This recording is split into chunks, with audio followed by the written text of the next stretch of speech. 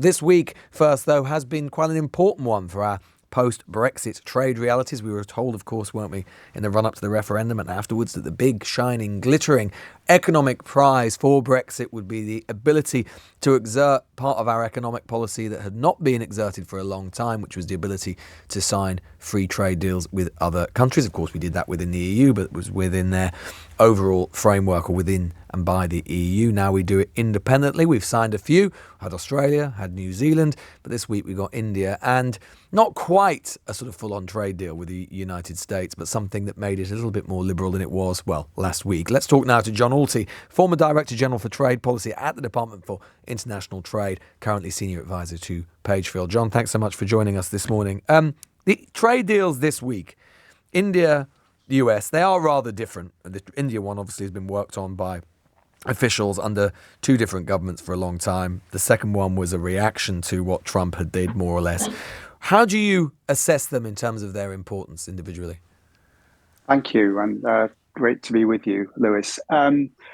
So, as you say, the India one is definitely a more classic trade deal, and I think it's a really positive achievement. Negotiating with India is something that can take a very long time. A number of countries like the EU have been negotiating with India for several years. So to actually bring that to a conclusion, I think reflects obviously the commitment of both sides, but also the external pressures maybe that are around in the global economy at the moment. And it will open up quite a lot of goods sectors further for UK exports, as well as giving UK consumers the opportunity to buy Indian clothing, footwear more cheaply.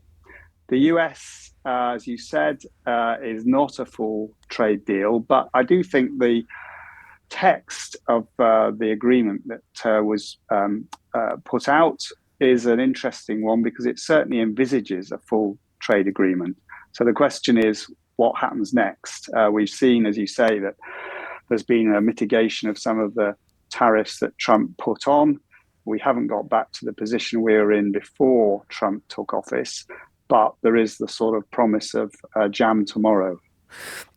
There's been, on the India trade deal, there was obviously quite a lot of political activity around it when it was announced, particularly from Kemi, the Conservative leader, who was saying that she would never have signed it because of some provisions which relate to a form of double taxation for Indian workers in the UK.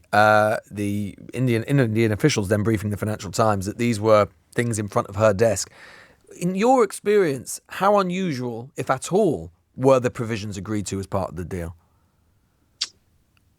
Well, I should say I wasn't around when Kemi Badenoch was doing that negotiation, but they are not unusual. They relate to workers already employed by Indian firms who come temporarily, so they're moved by the company to the UK and for up to 3 years, I think.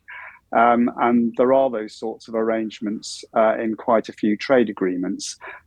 It's understandable that people will sort of seize upon them, but they're not that unusual. Chris Philp, the Shadow Home Secretary, earlier told me that this deal was almost barely worth signing because it adds so little to British GDP. I pointed out that many of these deals are like this, but nonetheless, when we're talking about these trade deals, is that right in the sense of them not really being especially transformative?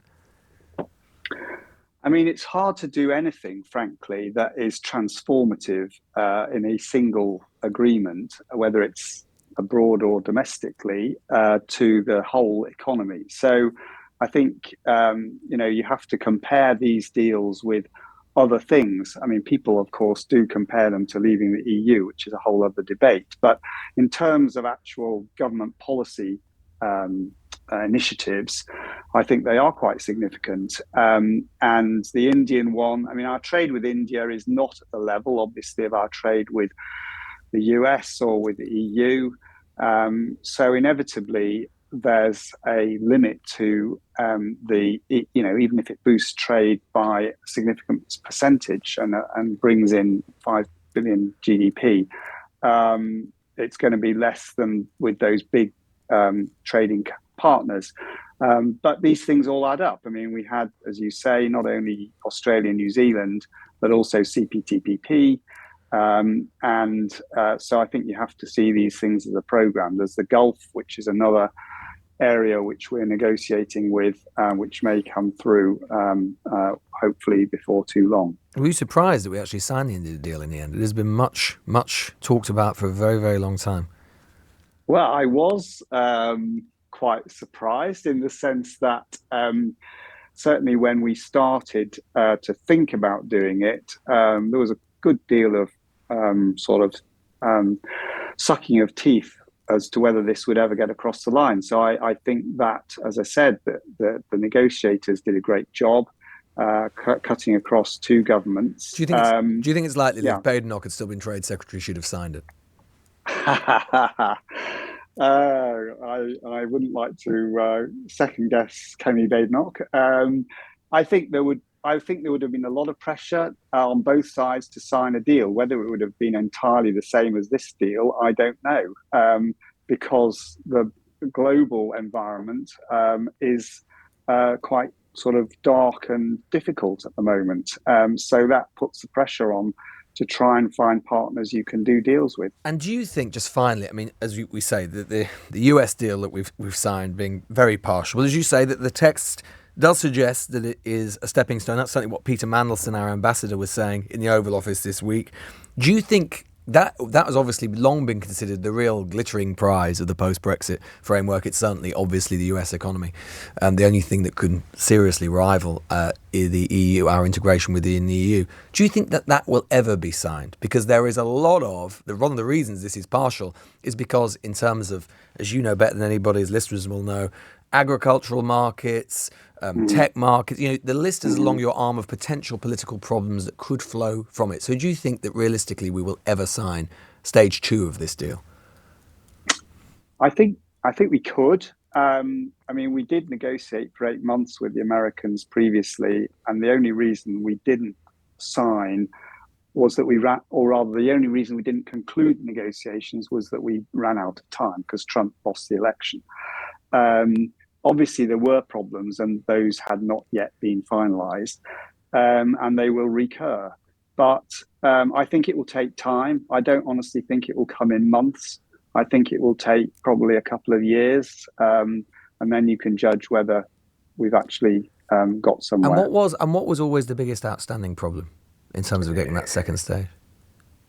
Well, agriculture is a big issue. It is sure. The chlorinated chicken. I